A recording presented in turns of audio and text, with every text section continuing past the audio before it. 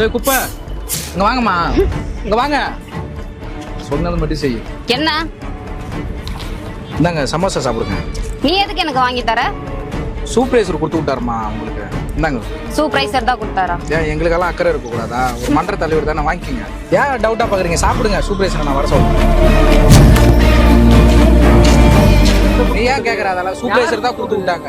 நீ ஏன் தட்டி விட்ட? சூப்பர்வைசர் கொடுத்தாங்க காட்டுமா இப்ப? காட்டு.